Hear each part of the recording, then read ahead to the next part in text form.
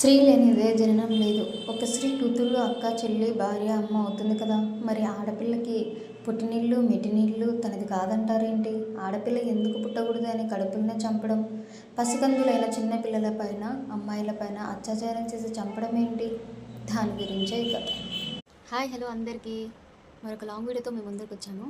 So ఒక చిన్న కథ వింటారా? వినండి. ఇది ఒక తండ్రి కూతుర్లు మాట్లాడుకునే ఒక కథ అనమాట. చాలా ఎమోషనల్గా ఉంటుంది. ఒకసారి వినండి, ఓకేనా? విన్న తర్వాత మీ అభిప్రాయం కామెంట్ రూపంలో చెప్పండి, ఓకేనా? ఒకరోజు ఒక ఊర్లో ఒక తండ్రి కూతుర్లు ఉంటారనమాట. అంటే మొత్తం ఫ్యామిలీ ఉంటుంది. ఒకరోజు నాన్న అంటే మినిమం ఒక 8 గంటలకల్లా 8, 9 ఆ టైంలో డిన్నర్ అయిపోయింది. నాన్న బయటకు వచ్చి కూర్చున్నారు. బారు అంటే తెలుసు కదా, బండపరుపు అంటారు. ఇంటి బయట బండపరుపు ఉంది. అక్కడ తండ్రి కూర్చొని ఉన్నాడు. అంతలోకే కూతురు కొద్దిగా డిసప్పాయింట్గా వెళ్ళి నాన్న పక్కన, డాడీ పక్కన కూర్చుంటుంది. డాడీ పక్కన కూర్చొని, ఎందుకు మా అలా డల్లుగా ఉన్నావు అనేసి అడిగారు నాన్నగారు. అప్పుడు కూతురు ఏమనింది, ఏం లేదు నాన్న, మీతో కొద్దిగా మాట్లాడాలి అనిందండి. ఏంటమ్మా అంటే, మిమ్మల్ని ఒకటి అడిగానా నాన్న, నాకు సమాధానం దొరుకుతుందా అనేసి అడిగింది. అడిగమ్మా, నన్ను కాక నువ్వు ఎవరిని అడుగుతావు అడుగు అనేసి అన్నమాట. అంటే, నాన్న, ఆడపిల్ల అంటే అక్కడ పిల్లనా ఇక్కడ పిల్లనా? ఆడపిల్ల అంటే ఆడపిల్లకి పుట్టినిల్లా మెట్టినిల్లా ఏ ఇండ్లు ఉంటుంది అనేసి కళ్ళల్లో నీళ్లు తిరుగుతూ అడిగిందంట. ఎందుకు తల్లి అలా అడిగావు అనేసి తండ్రి అడిగాడంట. అడిగితే, అంతే కదా నాన్న, కడుపులో ఉన్నప్పటి నుంచి అమ్మాయిని, కడుపులో అమ్మాయి అని తెలిసినప్పటి నుంచి తను చనిపోయే వరకు అమ్మాయి నిప్పుల బాట మీదనే నడుస్తుంది అనేసి అనిందంట. నాన్న, ఎందుకు మా అంత బాధపడుతూ అడుగుతున్నావు అనేసి తండ్రి అడిగాడంట. అంతే కదా నాన్న, కడుపులో ఆడపిల్ల ఉందని తెలిస్తే చంపాలని చూస్తున్నారు. కడుపులో నుంచే రక్షణ లేనప్పుడు బయటకు వచ్చాక ఎలా రక్షణ ఉంటుంది నాన్న? కడుపులో ఉన్న ఆడపిల్లకి రక్షణ లేదు, తల్లి పక్కన పాలు తాగుతున్న చిన్నపిల్లకి రక్షణ లేదు, అక్కడ ఆడపిల్లకి రక్షణ లేదు, ఎదుగుతున్న కొద్దీ ఆడపిల్లకి రక్షణ లేదు. కడుపులో ఉన్నప్పటి నుంచి చనిపోయే వరకు అమ్మాయి మృత్యువుతో పోరాడుతూ ఉంది. ఏంటి నాన్న ఇది? ఆడపిల్ల జీవితం ఎందుకు నాన్న ఇలా రాశాడు ఆ దేవుడు అనేసి అడిగిందంట. ఏమైంది తల్లి, అంత బాధగా అడుగుతున్నావు, నీకేమైంది? మీ అత్తగారింట్లో బాగా చూసుకుంటున్నారా, చూడలేదా అనేసి అన్నారు. అప్పుడు కూతురు చెప్పింది, నాన్న, ఎంత అత్తగారింట్లైనా అత్త అమ్మ కాలే, అమ్మలాగా మారదు. కొద్దిగన్నా ఏదో ఒక మాట అంటుంది. ఎప్పుడైనా కోపంలో గొడవ జరిగినప్పుడు, నీ పుట్టింటికి నువ్వు వెళ్ళిపో, మా ఇంట్లో ఉండొద్దు అంటుంది. సరే అని పుట్టింటికి వస్తే అన్నలతోనో చెల్లెళ్ళతోనో అమ్మతోనో మీతోనో ఎవరితోనో గొడవ అయితే మీ ఇంటికి నువ్వు పో అనేసి అంటారు. ఎక్కడ నాన్న అమ్మాయికి పుట్టినిల్లు లేదు, మెట్టినిండ లేదు, ఆడపిల్ల అక్కడ పిల్ల అంటారు, అక్కడ చూస్తే ఇక్కడ పిల్ల అంటారు, ఆ ఇండ్లు కాదు ఈ ఇండ్లు కాదు, ఆడపిల్ల ఎందుకు నాన్న ఇంకా అనేసి అడిగింది. ఇది ఒక క్వశ్చన్ నాన్న నాది, గుర్తుపెట్టుకోండి. సెకండ్ క్వశ్చన్, కడుపులో ఉన్నప్పటి నుంచే ఆడపిల్ల అని తెలిసి చంపేస్తున్నారు. మళ్ళీ స్త్రీ లేకపోతే జననం లేదు కదా నాన్న, స్త్రీ ఉంటేనే కదా అందరు పుట్టాల్సింది, మరి అది వద్దంటున్నారు. ఇదొక క్వశ్చన్. నాన్న, మూడో క్వశ్చన్ అడిగానా మరి? నాన్న, నా మనసులో, నా మైండ్లో చాలా నాటుకుపోయిన కొన్ని మాటలు మీతో మాట్లాడాలి, నా భారం దించండి నాన్న అనేసి కళ్ళతో నీళ్ళు పెట్టుకొని అడిగిందంట. అడిగితే, చెప్పమ్మా, నువ్వెన్ని అడిగినా నీ క్వశ్చన్స్కి నేను ఆన్సర్స్ ఇస్తాను అన్నాడంట తండ్రి. అప్పుడు కూతురు అనిందంట, నాన్న, చిన్నపిల్లలు ఏం పాపం చేశారని చిన్నపిల్లలపైన అత్యాచారం చేస్తున్నారు. అప్పుడే ఆ అమ్మాయి తండ్రితో మాట్లాడేటప్పుడే ఇవన్నీ తన చుట్టూ జరిగిన సమస్యలని తండ్రితో డిస్కషన్ చేస్తూ బాధపడుతూ మాట్లాడుతుంది అనమాట. తను ఇంకా మనసులో మొయ్యలేకపోయింది, మైండ్లో దాన్ని తీసేలేకుంటుంది. అందుకే తండ్రితో తను మాట్లాడింది ఇవన్నీ. చిన్నపిల్లలు ఏం చేస్తున్నారు నాన్న, తల్లి పక్కన పాలు తాగే పాపను తీసుకొని వెళ్ళి అత్యాచారం చేసి చంపుతున్నారు. రెండేండ్ల పిల్లని కాడి నుంచి 10 ఏండ్లు, 5 ఏండ్లు, 8 ఏండ్లు, 11 ఏండ్లు పిల్లని కూడా తీసుకొని అత్యాచారం చేసి చంపుతున్నారు. ఎలా కాపాడుకోవాలా నాన్న? నాకు ఒక కూతురు పుట్టింది, నా కూతుర్ని స్కూల్కు పంపిలన్నా భయం వేస్తుంది, తనను స్వేచ్ఛగా ఎక్కడికైనా పంపిలన్నా భయం వేస్తుంది. నా కూతురు నన్ను అనుకుంటుంది, మా అమ్మ నన్ను ఎక్కడికి పంపించదు, ఏం చేయదని. కానీ నా భయం నాకుంది నాన్న, నా కూతుర్ని బయటికి పంపిస్తే ఎవరేం చేస్తారో, ఎవరు ఎత్తుకొని పోతారో, నా కూతురు ఏ బాధ ఎదుర్కోవాలో, నా కూతురు ఎలాంటి పరిస్థితులు ఎదుర్కోవాలని నా గుండెల్లో రైళ్లు పరిగెత్తుతున్నాయి. నాకు రైలు ఎంత వేగంతో పరిగెత్తుతుందో నా మనసు అంత వేగంతో బాధపడుతుంది అనేసి అడిగిందంట. తర్వాత పెద్ద పిల్లలు అయినాక అప్పుడు అమ్మాయిల డ్రెస్ చాలామంది అంటున్నారు నాన్న, అమ్మాయిలను ముందు డ్రెస్సులు సరిగ్గా వేసుకోమను, తర్వాత మొగళ్ళు సరిగ్గా వాళ్ళకి వెళ్ళి చూడరు, సరిగ్గా ఉండరు అని అంటున్నారు అనేసి అని అడిగిందంట. నాన్న, అమ్మాయిలు పుట్టి కడుపులో ఉన్నప్పటి నుంచి చనిపోయే వరకు తను నరకం చూస్తూనే పోతుంది నాన్న. ఎలాగంటే కడుపులో ఉన్నప్పుడన్నా చనిపోతుంది, బయటకు వచ్చినాకన్నా చనిపోతుంది, లేదా బాధలను భర్త ఇంట్లోనా అనుభవిస్తుంది, తల్లిదండ్రుల ఇంట్లోనా అనుభవిస్తుంది. ఎలా నాన్న ఇలా? ఎక్కడ నాన్న అమ్మాయిలు అక్కడ పిల్ల కాదు ఇక్కడ పిల్ల కాదు అని అంటారు, ఏ ఇండ్లు లేదు తనకి తనకంటూ ఒక మనసు ఉండదా? తనకంటూ ఏముండదా? ఎలా నాన్న అనేసి అడిగింది. మెయిన్ ఇంకొకటి నాన్న, నాకు కూతురుంది. నా కూతుర్ని ఎలా కాపాడుకోవాలి? ఏమన్నా అయితే నేను ఎలా నాన్న? నేను తట్టుకోలేను నాన్న. ఇంకోటి 8 ఏళ్ల పిల్లల పైన, 11 ఏళ్ల పిల్లల పైన అత్యాచారాలు జరుగుతున్నాయి నాన్న. అవి చూస్తుంటే నా వల్ల కావట్లేదు అనేసి తండ్రితో చెప్పుకున్నాడంట. ఆ 8 ఏండ్ల పిల్లది మీకందరికీ తెలిసే ఉండుంటుంది. కాశ్మీర్‌లో అమ్మాయి పేరు ఏదో ఉంది. కాశ్మీర్‌లో జరిగింది. 8 ఏండ్ల పిల్ల పైన అత్యాచారం జరిగింది. తర్వాత రానమ్మ అని నల్గొండ డిస్ట్రిక్ట్‌లో జరిగింది. చిన్న పిల్ల తల్లి పక్కన పాలు తాగే పిల్లని తీసుకొనెళ్ళి చేశారు.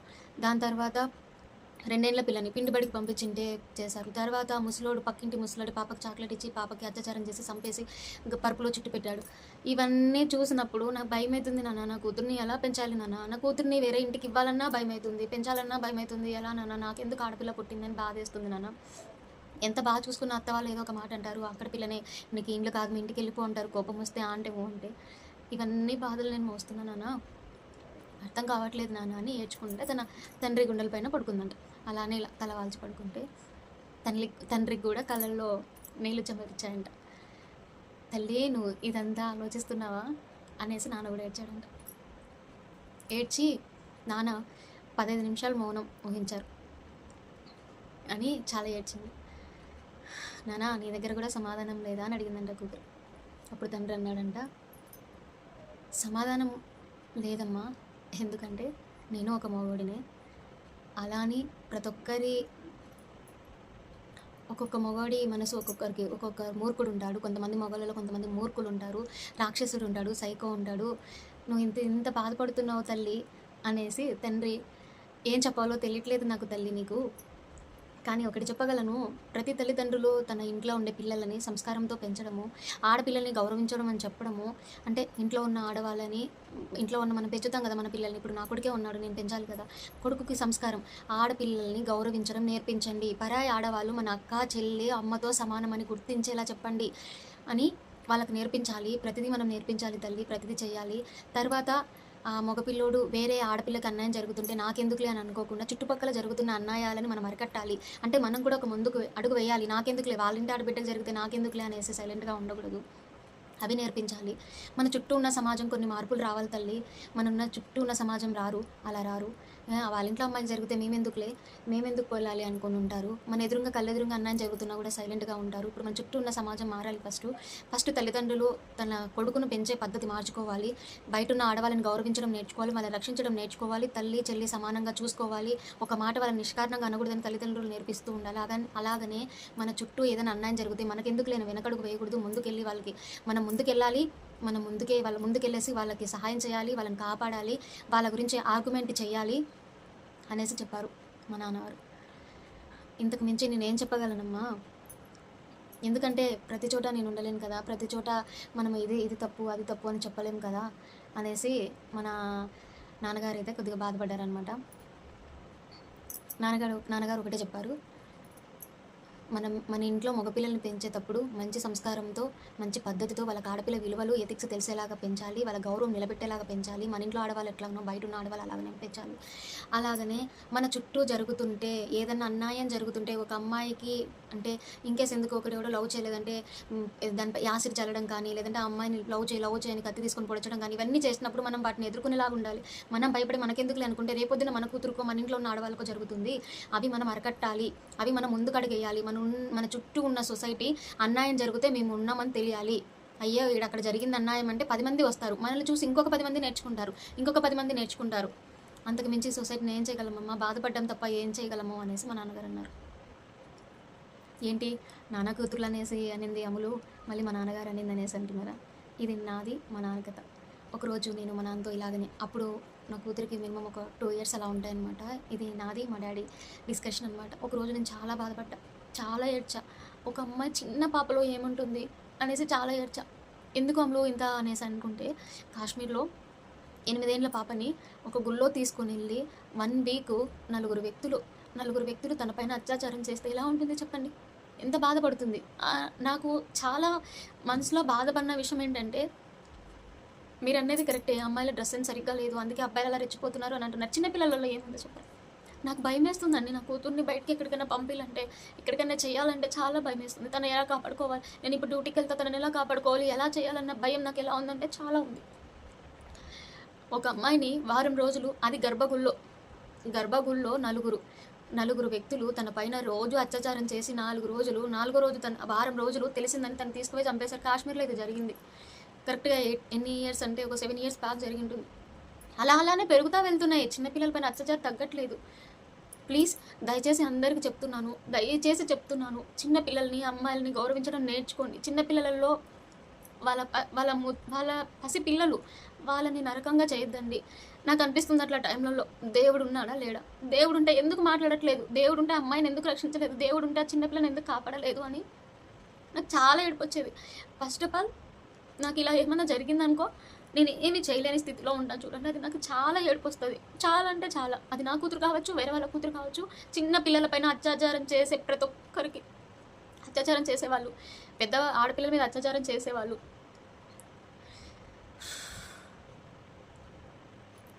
ఇలానే ఏడ్చా మా డాడీ దగ్గర. సో ఇది నాది మా డాడీ దగ్గర డిస్కషన్ జరిగింది. ఈ అత్యాచారాలు ఎప్పుడు ఆగుతాయి నాకు తెలియదు, కానీ ఇంట్లో ఉన్న ప్రతి తల్లిదండ్రులకి చెప్తున్నాను, మీ ఇంట్లో ఉన్న మగపిల్లలకి ఎథిక్స్, అమ్మాయిలను గౌరవించేది నేర్పించండి. అలాగనే ప్లీజ్ మీ చుట్టూ ఏదన్నా అన్యాయం జరుగుతుంటే ముందుకు అడుగు వేయండి, భయపడద్దండి. ముందు అడుగు వేయండి, వాళ్ళని కాపాడండి, వాళ్ళని రక్షించండి. చిన్నపిల్లలను మాత్రం ఎవరన్నా అమ్మాయిలపైన ఒక చెడు ఉద్దేశంతో, చెడు దాంతో ఉన్న వాళ్ళని కాపాడండి. నా మనసులో బాధ ఇలా చెప్దామనుకున్నాను, ఎలా చెప్పానో నాకు తెలియదు. నేను స్టోరీ రాసి ఏం చెప్పలేదు, కానీ నా మనసులో బాధ చిన్నపిల్లల పైన జరుగుతుంది అనేసి నేను తట్టుకోలేకపోతున్నాను. దాన్ని మీతో షేర్ చేసుకున్నా. మీ చుట్టుపక్కల ఎక్కడైనా అన్యాయం జరిగితే మీరు ముందడికి వేయండి, మీరు వాళ్ళతో ఎదిరించండి, వాళ్ళకి హెల్ప్ చేయండి, వాళ్ళకి మీరు అండగా నిలబడండి. మీ ఇంట్లో ఉండే మీ కొడుకును పెంచే పద్ధతిలో ఆడవాళ్ళని గౌరవించమని చెప్పండి. మీ ఇంట్లో ఉండే ఆడవాళ్ళు ఎలానో బయట ఉన్న ఆడవాళ్ళు అంతే, వాళ్ళకి విలువ ఇవ్వు, వాళ్ళని గౌరవించు, వాళ్ళకి సహాయం చేయి, వాళ్ళ కోసం ప్రాణాలు కూడా ఇవ్వు అనేసి చెప్పండి. ఇలా పెంచండి తల్లిదండ్రులు ప్లీజ్. ఇక్కడున్న వాళ్ళు చేయట్లేదు, ఎక్కడో ఉండే వాళ్ళు చేస్తున్నారు అని అంటే ఎక్కడ చేస్తున్నారు అనేది కాదండి, నాకు ఇది చెప్పాలనిపించింది. మన చుట్టూ ఏదైనా అన్యాయం జరిగితే ముందడిగేసి మాట్లాడండి. దాని తర్వాత చిన్నపిల్లల్ని ఇలా పెంచండి, అంతే. మీకు ఈ ఎమోషనల్ అయిన కథ మీకు నచ్చితే, ఇది నిజమైన కథ, నేను మా నాన్నతో డిస్కషన్ పెట్టిన కథ, మీకు నచ్చితే లైక్ ఇచ్చేసేయండి, కామెంట్ చేయండి. కొత్తగా నా ఛానల్ చూసే వాళ్ళైతే సబ్స్క్రైబ్ చేయండి. అలాగనే నా సబ్స్క్రైబర్స్ అయితే లాంగ్ వీడియో అంతా స్కిప్ చేయకుండా చూసి చిన్న లైక్ కామెంట్ ఇచ్చి సపోర్ట్ చేయండి. ఈ లైక్ కామెంట్ వల్ల మరి కొంతమందికి మన వీడియో వెళ్ళి కొంతమంది తెలుసుకుంటారని మీతో షేర్ చేసుకోవాలనిపించింది. నా మనసులో బాగా చెప్తున్నాను. ఆల్రెడీ డాడీతో షేర్ చేసుకున్నాను, తర్వాత మీతో షేర్ చేసుకుంటున్నాను. అమ్మాయిలను ప్లీజ్, అమ్మాయిలను కాపాడండి, అమ్మాయిలను గౌరవించండి, అమ్మాయిలని చాలా జాగ్రత్తగా చూసుకోండి ప్లీజ్. ఎనివే అండి, అంతా అయిపోయిన తర్వాత అమ్మాయి పైన అత్యాచారం జరిగి, చిన్నపిల్లల పైన కానీ పెద్దవాళ్ళ పైన కానీ అత్యాచారం జరిగేసి వాళ్ళు చనిపోయిన తర్వాత అదేదో ఓదార్పు యాత్ర క్యాండిల్ వెలిగించడము, ఆ అమ్మాయి ఆత్మకు శాంతి కలిగించడం, లేదా ఒక వారం రోజులు ఏడ్చడం అయిపోవడం, వాడేమో జైల్లో పడి తింటూ ఉంటాడు. ఇది కరెక్టేనా అండి? ఇంకా కొంతమంది వస్తున్నారు, అమ్మాయికి న్యాయం జరగాలి కొంతమంది పోరాడుతున్నారు. కానీ మన చేతిలో ప్రభుత్వం లేదు, కానీ మన ప్రభుత్వం మంచిదే, నేను కాదనను. మనము శత్రువు కూడా ఒక ఛాన్స్ ఇస్తాం. కానీ నా ఉద్దేశంలో చిన్నపిల్లల పైన, ఆడవాళ్ళ మీద అత్యాచారం చేసే వాళ్ళకి వెంటనే శిక్ష పడే తీరాలి. ఎలా పడాలంటే, నేను విన్నా, ముంబైలో చూశాను కూడా, ముంబైలో దగ్గర కాదు, ఇలాగనే సోషల్ మీడియాలో చూశాను. ముంబైలో కానీ, సౌదీలో కానీ, అరబీలో కానీ అమ్మాయిలపైన అత్యాచారం జరిగితే నడి రోడ్డు మీద తీసుకొని వచ్చి తల నరకడం కానీ, లేదా నడి రోడ్డు మీదకి తీసుకొని వచ్చి బుల్లెట్లతో కాల్చడం కానీ ముంబైలో చూసిన. ఇది 5 ఏళ్ల పైన అత్యాచారం చేస్తుంటే వాడిని నడి రోడ్డు మీదకి తీసుకొని వచ్చి ముంబైలో చుట్టూ అందరి ఇళ్లలో బయటికి రావాలా, వీని చంపడం చూడాలా అనేసి రెడీ రోడ్ మీద తీసుకొని వచ్చి ఆయన బుల్లెట్లతో కాల్చి చంపారు. అలాగనే సౌదీలో కూడా ఒక అమ్మాయి పైన అత్యాచారం చేసిన చెట్టుకి ఏలాడదీసి తల నరికి వెంటనే జరిగిపోతుంది అక్కడ. మన దాంట్లో, మన ఇండియాలో జాలి, దయ, కరుణ అంటారు. జాలి, దయ, కరుణ కరెక్టేనండి, కానీ చిన్న పిల్లల పైన, ఆడపిల్లల పైన వాళ్ళు ఎంత బాధ అనుభవిస్తారు అనేది ఒక్కసారి ఆలోచిస్తేనే అర్థమవుతుంది. నేను ఒక ఆడపిల్లని కాబట్టి నాకు అర్థమవుతుంది. సో ఒక్కవేళ అంత అయిపోయిన తర్వాత ఎలాగో మనకు తెలియకుండా అది జరిగిపోయింది అనుకోండి, అప్పుడు ఆ అమ్మాయి మనశ్శాంతి కలగాలి, ఆ అమ్మాయి దాంట్లోకి ఇది అనుకోకుండా ఆ అన్యాయం ఎవరైతే చేశాడో ఆ విధవని నడి రోడ్డు మీదకి తీసుకొని వచ్చో, లేదంటే కానీ సౌదీ అరేబియాలలో, ముంబైలో ఎలా జరుగుతుందో వాళ్ళ నడి రోడ్ల మీదకి తీసుకొని వచ్చి శిక్షించాలని నేను మనస్ఫూర్తిగా కోరుకుంటున్నాను. ఇది నేనైతే ఖచ్చితంగా, ఒకవేళ ప్రభుత్వం వాళ్ళు చూసినా, ఎవరు చూసినా నేను ఇదే చెప్తున్నాను, ప్రతి ఒక్కరికి అమ్మాయిల పైన అత్యాచారం చేసిన వాళ్ళకి వెంటనే శిక్ష పడాలి. కానీ అంటే విచారించండి. అలా అని అమ్మాయిలు ఎవరో తప్పుడుగా చెప్పేసి, అంటే అమ్మాయిలు కూడా ఉంటారు తప్పుడుగా చెప్పి వాడు నా పైన అత్యాచారం చేసి అట్లా చెప్పలేదు. నిజంగా వాడు శిక్ష అర్హుడైతే, వాడు నిజంగా చిన్నపిల్లలపైన, అమ్మాయిలపైన వాడు అమ్మాయిని బాధించాడు, అమ్మాయిని అత్యాచారం చేశాడని ప్రూఫ్ నిజమైతే వాడికి ఖచ్చితంగా వెంటనే నడి రోడ్డు పైన శిక్షించాలి. అప్పుడే మనకు తెలుస్తుంది చూస్తున్నాం కదా. సో శిక్షించాలని నేనైతే అనుకుంటున్నాను. మీరేమనుకుంటున్నారో చెప్పండి. నా మనసులో చాలా ఇయర్స్ నుంచి మోస్తున్నా ఈ బాధ. నేను ఏం చెయ్యలేకోకుండా నేను నిజంగానేనండి చాలా బాధపడతాను నేను. నాకు ఒక కూతురుంది. వెళ్ళిందా స్కూల్‌కి? ఇంటికొచ్చిందా? వచ్చిందా లేదా? ఏమన్నా అయిందా దావలోనే ఒక భయం. డ్యూటీకెళ్ళినా నేను ఫోన్ చేసి కనుక్కోవాలి. వచ్చినావమ్మా? ఇంటికొచ్చినావా? నీకేం కాలేదు కదా అని చెప్తున్నా. అక్కడికి గుడ్ టచ్ అంటే ఏంటి? బ్యాడ్ టచ్ అంటే ఏంటి? ఎవరు పిలిచినా పోవద్దు. ముసలోళ్ళు పిలిచినా పోవద్దు. బిస్కెట్లు ఎవరిచ్చినా తీసుకోవద్దు. గుడ్ టచ్‌లు, బ్యాడ్ టచ్‌లు నేర్పిస్తున్నా. తర్వాత తనకి ఇప్పుడిప్పుడే సెల్ఫ్ డిఫెన్స్ కూడా నేర్పించాలనుకుంటున్నా. ఒక తల్లిగా నేను ఎంత బాధపడుతున్నానంటే ఫస్ట్ నా కూతురు పుట్టాలని నాకు చాలామంది నాకు కూతురు పుట్టదు కొడుకే పుట్టదు నా కూతురు పుట్టాలని నేను ఎంతమంది దేవుళ్ళకు మొక్కున్నానో అలాగనే ఇవన్నీ చూసిన తర్వాత నా కూతురుని ఎందుకు కావాలనుకున్నాను రా దేవుడా అనిపించింది. సో నాకు తెలిసి అత్యాచారం చేసిన వాళ్ళకి వెంటనే శిక్ష పడాలి. అలాగనే ఇలాంటి అత్యాచారం చేసినప్పుడు సొసైటీ ముందుకెళ్ళాలి, ఎదుర్కోవాలి, ఆడపిల్లల్ని కాపాడాలి. ప్రతి ఇంట్లో ఉన్న మగపిల్లలకి ఎథిక్స్ విలువలు అమ్మాయిలను గౌరవించడం నేర్పించాలని నేను మనస్ఫూర్తి కోరుకున్నా. ఇవైతే నా మనసులో ఉన్నటివి. నేను చాలా బాధపడి చెప్తున్న విషయాలు ఇవి. ఆ రోజు మా నాన్నతో షేర్ చేసుకున్నా. ఇప్పుడు నాకు ఒక యూట్యూబ్ ప్లాట్‌ఫామ్ ఉంది కాబట్టి మీ అందరితో కూడా షేర్ చేసుకుంటున్నా. ఎందుకంటే ఇంకొంతమందికి కూడా తెలుస్తుంది కదా! ఒక అమ్మాయి బాధ ఎలా ఉంటుందో తెలుస్తుంది కదా అనేసి అంతే. నేను ఎవరిని ఉద్దేశించి మాట్లాడలేదు, ఎవరిని తప్పుగా మాట్లాడలేదు, ఏం చేయలేదు. అమ్మాయిల చిన్న పిల్లల పైన అత్యాచారం చేసేవాళ్ళు, అమ్మాయిలని పుట్టక ముందు నుంచి చనిపోయే వరకు అమ్మాయి పిల్లల్ని అత్యాచారం చేసే వాళ్ళ గురించి మాత్రమే మాట్లాడుతున్నా. సో అర్థం చేసుకోండి. అమ్మాయి లేనిదే పురుష జన్మం లేదు. అమ్మాయి లేనిదే ఈ సృష్టి ఉండదు. అర్థం చేసుకోండి. మీకు నా బాధ అర్థమైంది అనుకుంటున్నాను. నేను ఇదేదో కథ రాసా ఇంకొకటి రాసలేదు. మీతో ఎన్నాళ్ళ నుంచి అనుకున్నాను, షేర్ చేసుకున్నాను. మీకు నా మాటలు ఏమన్నా మీకు ఏమనిపించాయి కామెంట్ రూపంలో కామెంట్ చేయండి, లైక్ చేయండి, షేర్ చేయండి. కొత్తగా నా ఛానల్ చూసే లైవ్ అంటున్నా సారీ, కొత్తగా నా ఛానల్ చూసే వాళ్ళైతే ఒకసారి నా ఛానల్ విజిట్ చేసి సబ్స్క్రైబ్ చేసుకోండి. అంతే. Thank you so much. నా వీడియో స్కిప్ చేయకుండా చూసి సపోర్ట్ చేస్తారని మనస్ఫూర్తిగా కోరుకుంటున్నాను. Bye friends.